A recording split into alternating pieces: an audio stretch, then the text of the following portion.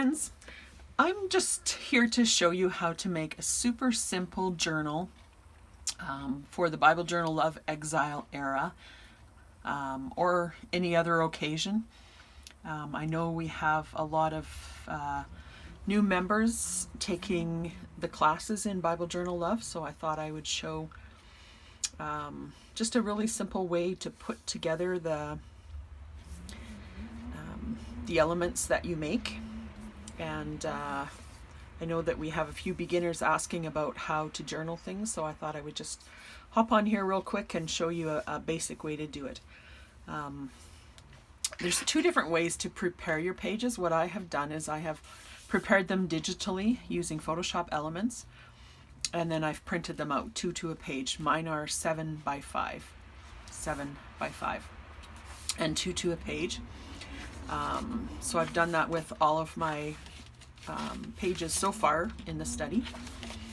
The other way to do it is just to take a piece of probably cardstock if you have it, cut it in half, and then print out the printables from Robin's Bible Journal Love Exile kit, and cut out the different elements, and then just decorate the elements and make your own page. It could be any size. I mean, you could use this size. I'm using this size. She's got words and everything there. You can print out the text boxes and handwrite things, so you can do it completely without a digital program as well. But this is what I have, so this is what I'm going to do. So the other things that you're going to need, we're going to use these some strips to bind the book. So I just happen to have this exact size, a bunch of them offcuts that I'd used for another project. So I'm going to use that. Mine are 1 1/4 inches by 4 3/4. If I had printed them again, I probably would have cut them again. I probably would have done them exactly 5, but I think that'll work perfect anyways. Mine are really thick. I think it's 110-pound cardstock, which is good for this application, but use what you have. So you need some strips. We're going to use 1 strip for every 2 pages. So it depends on how many pages you need in your book. This is just what I had in my stash, so I brought those all out. You need 2 either binder rings like this, or you could also use a piece of string, piece of yarn. But these are available anywhere. Usually you have them hanging around at home anyways. These are 1 inch, so they're fairly small. And then we need a hole punch, because we're going to punch holes in these binding strips here. So we need just a regular hole punch. You'll probably need a scissor to cut various things out. I usually use a ruler, and we need some glue. Glue stick is probably not ideal for this application, but any kind of tacky sort of glue will work. So I'm just going to get a couple of these things cut out. You can get your supplies ready if you're going to follow along, and I'll be right back. Okay, so I did 1 page because I'm just kind of making this up as I go along, so just wanted to make sure I knew what I was doing. So here's 1 page. So what I did is I glued, and I'll go through one with you right away, but I'm just going to talk you through the steps first. I just have to close my window. The wind is really howling out there. So I put one of my strips, and I glued it to the front page, and then I flipped it over, and I glued here, here, and here, and put my second page on there. I punched holes in half of the binding there and put it on some binding rings. And I left my top open. So that's going to be, I'm going to have a pocket on every single page. And if you're doing this study, there's lots of different charts and extra information, and I always want to keep a little extra things. So that's going to be what I use for that. So this is what it'll look like. You can make it as big as you want. It's very expandable. So I'm just going to walk you through a page now. I just also wanted to mention that the printer that I use, it's a EcoTank, Epson EcoTank 2760. I think that particular model is actually discontinued. I got it a couple years ago, but it's one of those printers where you just you don't put cartridges in, you just have the ink bottles and you refill it, and it's very economical. I print color like this pretty much every single day, and it lasts like, I don't know, over a year for me. And it prints beautifully. And I use, to print, I use a 65-pound cardstock, so it's fairly light. My printer doesn't like the heavy cardstock, but when you're putting pages together like this, it's just a perfect weight, you know, when you put glue two together like that. So I really like that paper. So just a 65-ish pound white cardstock if you want to do it like that. So let's do a page. So we take one of these strips that I told you. Mine are just slightly under the size of my page, which actually I decided I like, so I'm glad that they turned out that way. And what you need to do is score it in half. And if you're really new to this, you probably don't have some of these tools. This is called a scoreboard. You can get them smaller, different brands. I've had this for a long time and I use it constantly, but if you're looking to invest in some tools at one point, this would be a fabulous tool. So then what I do on here is I line it up and I score it. Mine are 1 1/4 inches wide. So I'm going to score mine at 5/8 of an inch.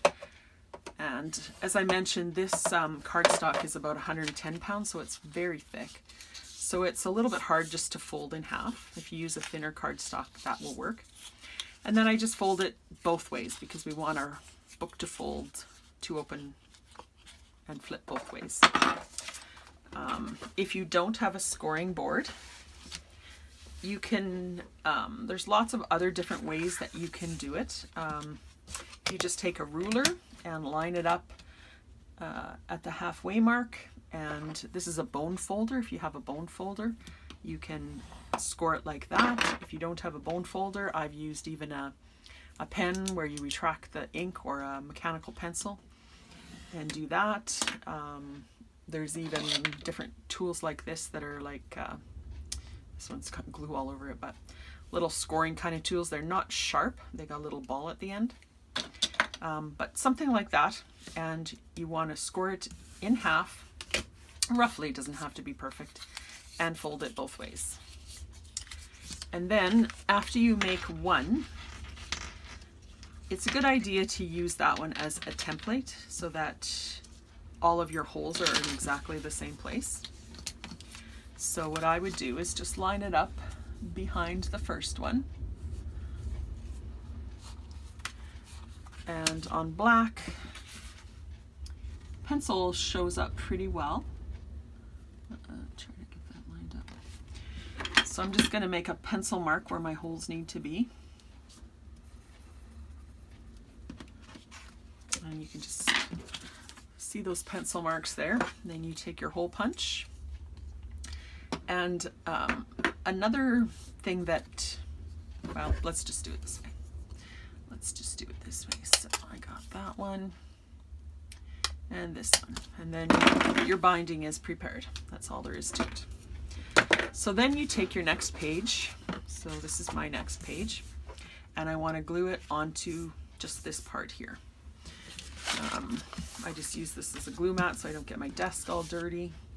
So I take my tacky glue, and you can also, I was thinking, you can also use like a tape, a strong two-sided tape to do this, if you have something like that. So I put it on there, I line it up, I don't go over the crease, I go kind of just up to the crease, because you still want it to be able to fold nicely. So you just line it up like that, and just do this. If you happen to have a bone folder, I use that to, they call it burnishing, and just to get it to stick really nice. And there's your first page on. So then you take your second page, and if you hand cut these like I do, there's probably just a little bit of, you know, edges where they're not quite even. Don't worry about that. So we'll put glue on 3 sides. We'll leave the top open, like I said, to use as a pocket.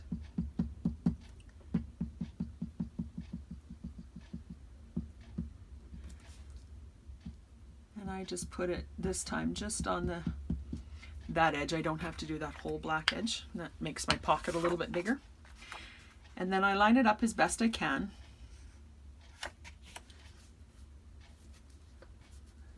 looks pretty good actually. And then just, again, you can burnish it like this or just with your fingers. This glue dries fairly quickly. And there you've got your second page already. If you have a little bit of place where it's not quite lined up, this one actually, like I said, is pretty good. Another thing that I find indispensable is ink. This is called Distress ink, but there's lots of different ink pads you can use. This is a tool to put it on, but there's different ways of doing it. Both of these are from Ranger Tim Holtz if you're looking for the exact thing, but it doesn't have to be exact. So you just kind of dip it in there and just on the very edges, and if you do happen to have just a sliver off, this just totally hides it. So that's why it's my best friend.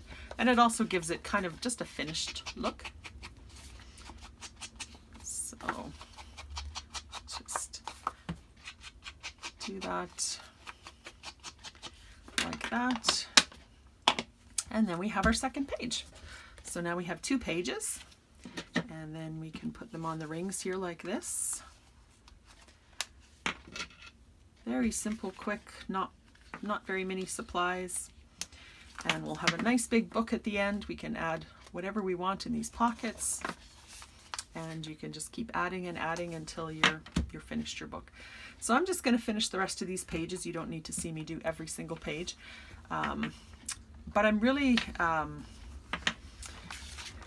excited that some new people are joining us for this journey. And if you haven't done any kind of journaling books like this before, this video is especially for you. And if you have any kind of questions about anything on this process, please leave me a comment. I'd be happy to help. One other thing that I'll probably do at the end, this is a tassel. This is not actually the right colors for this book. I'll make a different one, and I'll maybe show that in another video if you're interested. But at the end, I'll put that on the ring here like this, and it just, adds a nice little touch to the book. So we might do that at the end. So go ahead, get all your supplies, get your lessons printed out, and make along a book. If you decide to make a book, I would love if you would post a picture in the Facebook group or on a comment here so that I can see